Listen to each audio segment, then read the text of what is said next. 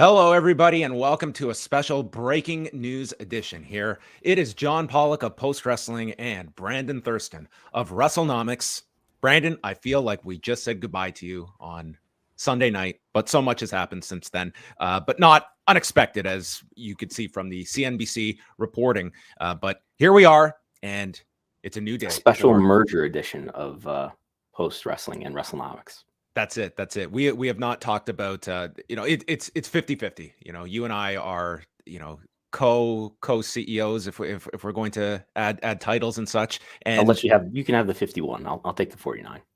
Okay. Well, we had a very rare public appearance of Vince McMahon that we are going to get into as well. But I guess just since talking last night, just some of your major takeaways before we get into sort of some of the more minutia of how all of this is going to work, but just seeing how it's also been received, that you have seen in the hours since this was made official. So just, I guess, to go in chronological order, after we talked, I saw the press conference with Paul Levesque, and Nick Hausman tried to ask him to comment or confirm that there was a merger happening.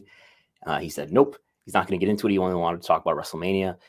So he took a bunch of other questions, and then he did end the press conference pretty apparently alluding to the deal, saying, no matter what happens here, WWE's not going anywhere, was basically his message. And he did the now then. I don't recall that ever being a rumor. I never, of all the options on the table to sell, not to sell, WWE going out of business, I never foresaw that as a threat. No, but like we did get a question in the live stream that we did just before WrestleMania yesterday, where somebody asked us, does this mean Raw, SmackDown, and NXT are still going to be on the air? I can see the average, viewer wondering about that, or at least needing reassurance about that. So yeah, that's what he said there. But there've been a lot of there's been the CNBC interview that I think you have clips of. There's been an Axios interview with Nick Khan. I had Washington Post calling me this morning. There's been a lot of reaction and a lot to market watch. I answered an email. There's a lot to talk about here. So just to go over for those that maybe did not hear us last night, essentially how this is going to work is that Endeavor is buying WWE and then spinning it off into a brand new company, a yet to be named company that Vince McMahon and Ari Emanuel are putting their heads together to come up with a name. They've reserved the ticker TKO. Maybe that's a hint, but who knows? But they say they're finalizing it. So this new company, which will be a publicly traded company, they expect the sale to be closed before the end of the year, depending on government regulations and approval processes that they have to go through. But it would be a publicly traded company with Endeavor controlling 51% of the newly formed company and WWE shareholders holding on to 49%. Do you want to just quickly go over just sort of the breakdown of the power players involved here and sort of the distribution of power specifically to Vince McMahon in this newly formed company? So I think it is like we understood it was based on the CNBC article last night, is that Ari Emanuel will be the CEO for both the new company and for the remaining assets of Endeavor. Mark Shapiro will be the president of both of those entities. Vince McMahon will be the executive chairman for the new company, and Dana White will run UFC. Nick Khan will be the president of WWE. So that does put in the org chart Vince McMahon above Dana White. Wonder what Dana's sentiments are. Be curious to hear Nick Khan. He tends to be fairly honest and reactionary. But yeah, that's the org chart. There's a CFO. There's a slide that they put out in their earnings presentation. Jason Lublin will continue to be the Endeavor CFO. The new company CFO, I guess I have to get to know this person and get to know his name. Andrew Schleimer will be the CFO for the combined UFC and WWE. But basically, the people who are in charge of the wrestling business are still going to be in charge of the wrestling business, for now at least. And the people who are in charge of UFC are still going to be in charge of UFC, Dana White.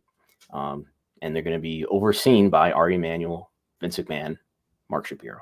Mm-hmm. We, as mentioned, it will be a publicly traded company, and therefore there will still be a level of transparency that we're going to get. We will still have our earnings calls to look forward to, but I'm sure everything's going to change as far as that reporting. Like as far very as much so, keeping continuity, I would be surprised if we get a split out. This is what WWE drew. These are the ticket sales for WWE. These are the ticket sales for UFC. I would be surprised if that's. It's probably a good insight of like the Endeavor calls where you try to glean what you can of UFC business, and you can at least look at their kind of sports division that UFC is going to be the majority of that, but it does include PBR and other areas as well. And now when you're putting WWE and UFC together, it might be a lot tougher to parse exactly like the true health of both sides and comparing it versus just lumped together as I don't know if we're going to get such a solid breakdown, and we'll see like what level of insight we're going to get into these two entities. And I noticed in one of the slides that they put out this morning, UFC is this the clearest answer that we ever had on UFC's annual revenue? They made $1.1 billion in 2022, and that's slightly less than what WWE made, $1.3 billion. Mm-hmm. Yes. Yeah, so I my understanding, I haven't looked closely at Endeavor's filings, but that they would not break out such a clear, this is how much money, this is how much revenue UFC generated. Yeah, and here they are making it very clear. Yeah, and they are attaching the big number that they are attaching is that this new company has a value of over $21 billion and breaking it down to the UFC and WWE. Now, this doesn't necessarily reflect exactly the value of this company, because that is going to be determined once this company goes public. And that was even brought up in the CNBC interview about this is a very large scale purchase for Endeavor, but without getting too in the weeds, which is one of our buzz terms today. This is a strategy that you can see an Endeavor shareholder looking at this from the big picture that, okay, this purchase, it is going to alleviate the debt on the Endeavor side and slide some of it over to this newer company. And therefore Endeavor is going roughly from $5 billion in debt to what Ari Emanuel is estimating at like 3 at Endeavor and 3 on this newly formed company. And I'm sure people can technically explain that a lot better than I can, but from just an overarching look, Brandon, it would seem that an Endeavor shareholder is looking at this as if this debt is this big albatross, it's a good day to be an Endeavor shareholder. Yeah, I don't completely understand what the advantage is of I think it's the same amount of debt, just now split over. It will be split over 2 companies, but that's what's happening. The W stock price is down. It's recovering right now, but it was down by 5% earlier. It's down by about 3.5% right now. Endeavor is down about 7% on the day. I'm not sure the reason, what the story is to tell about why Endeavor is down, but I can tell you W is down probably because there is some hope baked into W stock price that the Saudis or some other private equity firm would come forward and pay cash. This is not a cash deal. Mm-hmm. And like you said, presumably there'll be initial public offering in late 2023 this year, and the stock market will determine what the value of that company is. But it's not like W is going to be paid at a guaranteed premium that involves cash. This is a stock only deal. We'll get to the CNBC interview because there's quite a lot in this to go through. But in terms of a lot of wrestling fans, prime concern, Vince McMahon in creative. We can state, both of us had reported this earlier today, that there was a email internally sent from Vince McMahon to people within the company, essentially going over the news of the sale and including the line that Paul Levesque would remain as its chief content executive. However, in this CNBC interview, certainly Vince McMahon, it is not going to be this church and state affair when it comes to creative. Vince McMahon is going to have his say in things, but that he is not going to be in the weeds. He is not going to be in the day-to-day creative. I can't be doing that. I can't do it. He said, the interviewer, I forget his name, he did a fairly good job, I thought, asked him if he would be involved in creative going forward. And he said yes and no. He would be involved at a high level, but not be getting in the weeds, which is very similar to what he said in July 2019. I found like my old live tweeting the earnings call where he said very similar things when Paul Heyman and Eric Bischoff were coming in to be executive directors at the time of Raw and SmackDown. They didn't last very long. Bischoff, I think, lasted a few months, and Heyman lasted a little bit longer. And Vince was, if he wasn't in the first place, was very much in charge of leading creative. I believe that, I believe the reports of Fightful and probably others that have said that Vince hasn't been present in any creative meetings. and that Paul Levesque is the one leading those meetings. But I think it's a big question. I don't know how we'll ever really get a reliable answer to, is how involved is he? What are his conversations like with Paul Levesque? I'm sure there's people wondering if Vince McMahon had decision-making influence on the finish of the main event of WrestleMania last night. But he's clearly confirming that he's going to be involved to some extent. And it also, I mean, yeah, there's such a vagueness to that answer that you can arrive at any conclusion you want to, but not being in the weeds, if you are someone that is just kind of directing a big picture view, that's ultimately going to affect all of the week to week booking. If Paul Levesque has a desired destination and 6 months from now we want to build towards X wrestler beating Roman Reigns, and Vince McMahon, like, his big picture thought is going to be who is your champion, who is going to be our, like, that's going to impact your storytelling. So that relationship, I think, certainly remains to be fleshed out and seen how that coordinates with a guy in Vince McMahon who has typically had his hands on the wheel when it comes to the creative direction. But let's dive into this interview. This was a pre-taped interview that CNBC rolled out on Monday morning to coincide with the news of the sale. And first, we will hear from Emanuel on this landmark deal that they have made with Vince McMahon and the WWE. We brought together in a pure play UFC and the WWE into a new publicly traded company. It's very rare to get iconic brands like the UFC and the WWE together. I mean, individually, they're incredible assets. Together with the flywheel of Endeavor, which we've built, I think makes them unicorns. Let me say it another way. Go. This is the biggest thing Emanuel and Vince McMahon have ever done. Yeah. Combining forces like this there's nothing like this. There's never been anything like this. People have been talking about this for a long time. But the synergies that Ari brings, totally different than everyone else. So the Saudis were said to be interested. Sure. Liberty said Yes. to be interested, and others. Yes. And you had your pick. Yes. And Endeavor ends Here up he is. the place. And there you have it. This was my pick. The biggest thing that Emanuel has ever done. WWE. Nothing like this, Brandon. I would say something very similar to this in July of 2016 when they purchased the UFC, but I digress. I think part of the appeal of this is that they have that existing experience with a similarly run company. But at least Vince McMahon stating on the record the fact that, the Saudis were interested, Liberty Media that we had seen bandied about, Nick Khan also stating in that Axios interview, multiple bidders. And it does seem that, I mean, when you look at Vince McMahon's strategy of the way he came back in January and feeling that time was of the essence and he needed to spearhead this, I would say that this does paint Vince McMahon like if you're a WWE shareholder, I don't think you could have anticipated a better outcome in terms of the value that they have pivoted to with an Endeavor. Would you be looking at this overall from a business side as a big win for Vince McMahon? I think it's okay. I mean, if you're a shareholder, you want a big cash deal. And if economics are your only priority, then it would have been better to make a cash deal with the Saudis so that the market can't, in an IPO, determine the value of your shares.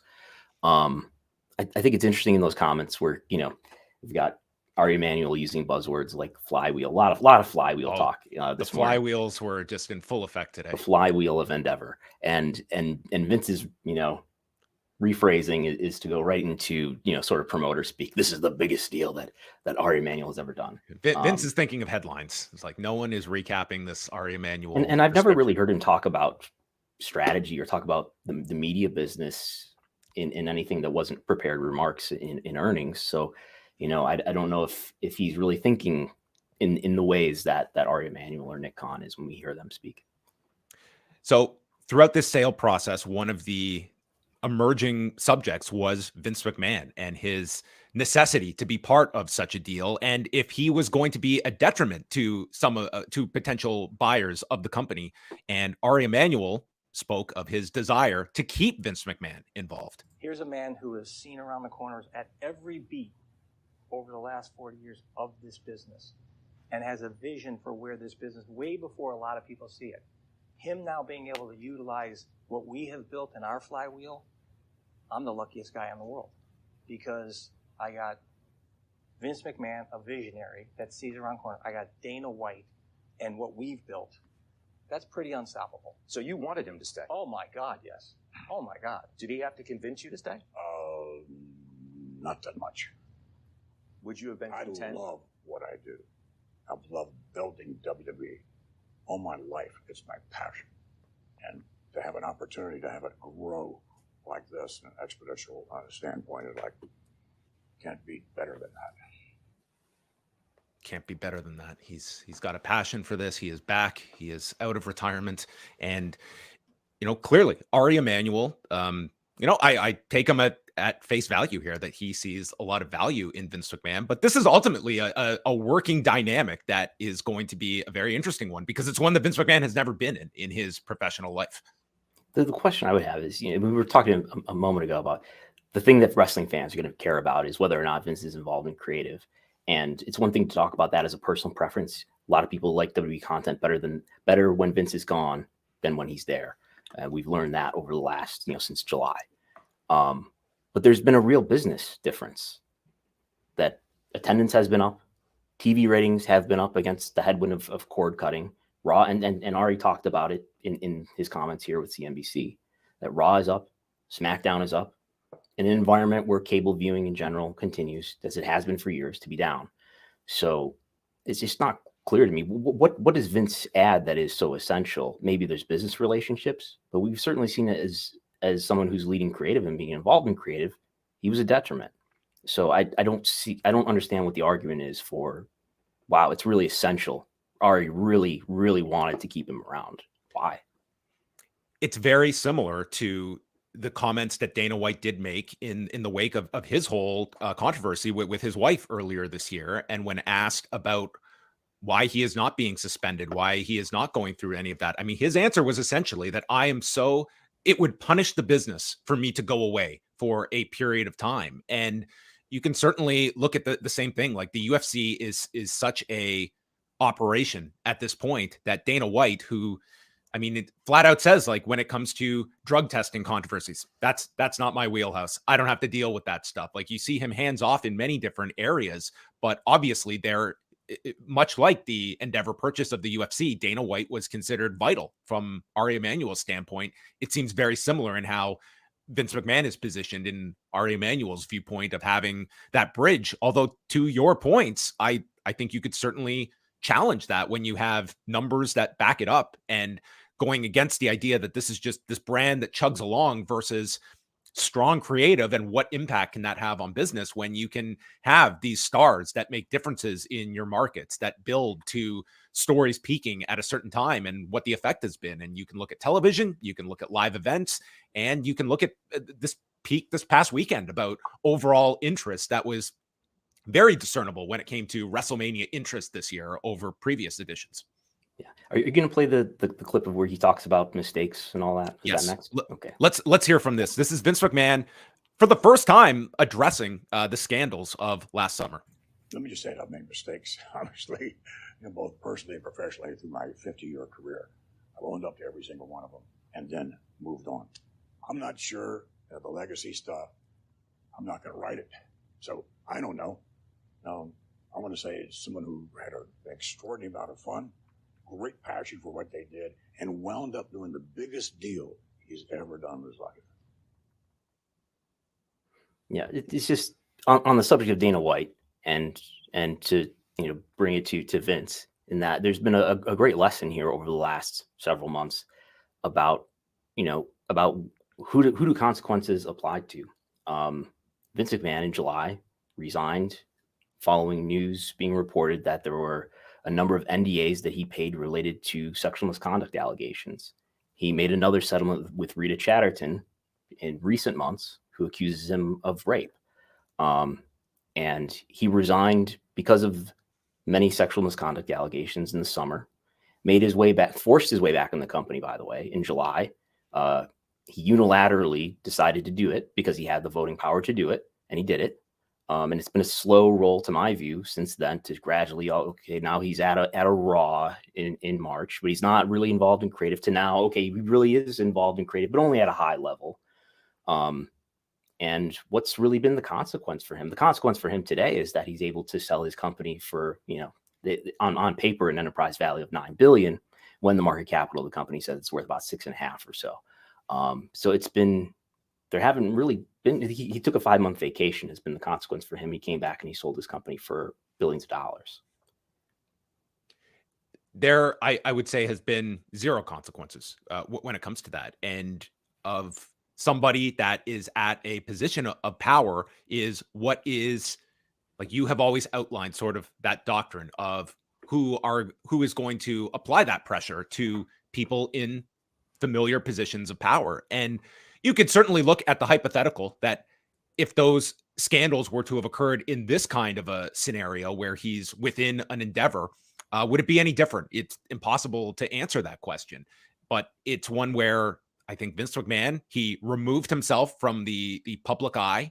There was a lot of positive sentiment on WWE, and then slowly creep back in. And I would say he is largely, it will be brought up, but it's not like it's this dominating aspect of Vince McMahon. It would seem that a lot of people have their conclusion of their opinions of Vince McMahon, and that does not necessarily change their opinions. They might have thought one way about him, and this was just consistent with that view, but it's somebody that ultimately he withstood the scandal and had enough power and muscle to do so.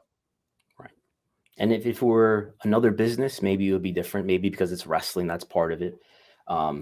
If he were not as famous and had the respect of people in business who still praise him and talk about what a visionary he is, what an icon he is. As recently as we were listening to Nick Khan's interviews, and it's largely praise, or it's Colin Cowherd is doing the interviewing, talking about what a visionary, what an icon this man is. It's different levels of consequence for different people in different situations, and depending on what your business is, depending on what people expect of you, depending on whether people like you or not in the first place. So I don't know. It's hard to not view as tone deaf when you hear Ari Emanuel talk about how important Vince is to this business, when purely economically speaking, I'm not sure what he adds. And secondly, there's some liabilities that come with having him there. And maybe it's not even an economic liability, because maybe it's become pretty clear that he can get away with it, and that the media is not going to really push back on it. There's not going to be these other forces that are really going to put pressure on this merged company or WWE or Endeavor to not have him involved. And it's probably just going to happen. There isn't a lot of deterrent to it, and he's going to not suffer consequences. No, he's going to be benefited from this deal happening. And it makes you wonder as well, the outcome of the investigation into Vince McMahon. How much was that of the idea of there will be no more surprises when you have this type of a deal that is in motion, that there is not going to be any other allegations coming forward that is going to catch people by surprise, that is all. And the board, in their letter to Vince that was disclosed as part of a filing, said that there were additional stories, I forget the word that they used, but there were additional items that they were aware of that the public did not know of. So that sounds like there's more allegations that have not come to light yet. Yeah, that's it. It's certainly when you read that, it was a red flag at the time. That was one part of the whole thing that went over at the end of December, of their reluctance to see Vince McMahon come back in here. Also, we have Ari Emanuel commenting here on the value of WWE and where they feel it is positioned in the overall media sector. We paid a fair price, and I'll tell you why. We paid a little bit for control premium. With our cost cuts, their new deals coming up, which is right now, and our cost savings that we think we can extract from the business right now and grow the business with all of our levers, whether it be international sales, domestic, sponsorship, gambling, all the things that we do. I think it's right. I would also say to you is, when I bought IMG, everybody said I overpaid. It was actually one of the cheapest deals in sports. For sure, when I bought the UFC, everybody was like at $4.2 billion. They were like crazy. We tripled the EBITDA in that period of time. And now with this is going to be UFC 2.0 as it relates to all the things in the flywheel that we can bring to them. And we have unbelievably attractive economics. The balance sheet's incredible. Our debt ratio is less than 3 times. Our free cash flow conversion is unbelievable. So I think when people look at this business on a combined basis and also look at the remaining assets for both shareholders, it's incredible. Well, there you go. That is Ari Emanuel looking at past purchases, but also bringing up the dreaded words, cost cuts, Brandon. I mean, this was like record time of like one of these deals going down, and that was thrown in. Nick Khan also speaking to Axios and was asked about potential layoffs and unsure yet. But I mean, I cannot fathom that there is going to be some reduction in workforce whenever a giant deal like this comes together. Yeah, I'm sure there will be. There's going to be a meeting with all employees at 4:00, and maybe they'll address that. He alludes to a team coming together that's going to determine what their future staff is going to look like. I've reached out to employees, and it sounds like, things are just business as usual. And that's sort of what the email that they've received said. Nothing's going to change day to day. But this is a deal that's not going to be done until late 2023. So that's a long time to be uncertain about whether or not you're still going to have a job or whether your coworker is going to have a job. We're also going to be getting to your super chat. So if you want to send in any questions, we will be distributing this amongst Wrestlenomics and Post Wrestling. If you want to submit a super chat, all questions are welcome. Before we get to those questions, Brandon, what is the latest on the Saudi Arabian front? Because this was asked of Nick Khan in that same Axios interview. Then nothing's going to change. Even though Ari Emanuel has had his issues with the Saudi government, he decided to sever a business relationship after the murder of Jamal Khashoggi. Nick Khan told Axios today that they're very appreciative of their relationship with the Saudis, and that's not going to change. And that's a very big business relationship. That's the number 3 business relationship that WWE has after its NBCU and Fox TV rights deals. It's $100 million a year. So, I don't think, a merger or even, Ari Emanuel having issues with the Saudi government or something like that is going to affect that. So that's what you'd expect. And that deal is up in 2028. It calls for the 2 shows per year, and I cannot imagine that with this start of this company, I don't see them cutting any potential revenue, much less something of such sizable portions. I would imagine that when these 10 years are up, like I just do not believe that if the Saudi Arabian government is willing to extend this, that they're going to walk away from that amount of revenue. Yeah, I agree. I wonder if they have an exclusivity deal. If that's something that other governments would be interested in. We've seen Qatar get the World Cup, but that's $100 million a year on 1.3 billion. A few years ago, that was 10% of their revenue. So it's less than 10% now, but it's still, I don't know, something like 8% or 7% of their revenue. So that's a huge piece of their business. And obviously, they are putting so much stock into these upcoming media rights deals. There was a breakdown in this investor presentation just comparing the revenues of WWE to UFC. And with WWE, 75% of their revenue in 2022 is under media, 71% for the UFC. And to put the timeline out there, WWE's domestic rights deals with NBC Universal and Fox expire at the end of September 2024. And then UFC's deal with ESPN and ESPN Plus are up in 2025. So a lot is being placed on the belief that they will get sizable increases on their rights deals, and that this purchase will look great after several deals, and even floating out the idea of maybe separate media rights deals, but a potential combined streaming deal, which I think is going to open up every WWE fan's pocketbook and concerns regarding premium live events. And what could this mean of shopping UFC and WWE pay-per-views, premium live events to one specific service? Yeah. So this is Nick Khan making comments to Axios elsewhere in the interview. I just don't think that WWE pay-per-views are going to end up being upcharged. Maybe, WrestleMania is the most likely one if it happens, but they sort of had that opportunity with Peacock. Then again, that's earlier in the streaming game when everybody's going after content and spending really aggressively. And we're getting to a point now, really, that moment that next Netflix subscribers stopped growing was this big wake up moment for the market, and how they want to invest in streaming and how soon they want profits. I just don't see them putting the genie back in the bottle there. But it would make sense maybe to have those two products dealt together, just because there's the library involved, maybe. But yeah, it's a way to leverage in the case of the W content, a way to leverage a competitor, like maybe put that content on ESPN Plus, and put it along with UFC that's there. But I think it's, when it comes to the traditional rights, the traditional TV rights, you want those to be separated in the way that we saw Raw and SmackDown get separated in 2018. W made a lot more money by selling Raw to NBCU and selling SmackDown to Fox, and it helped that SmackDown's ratings improved at that time.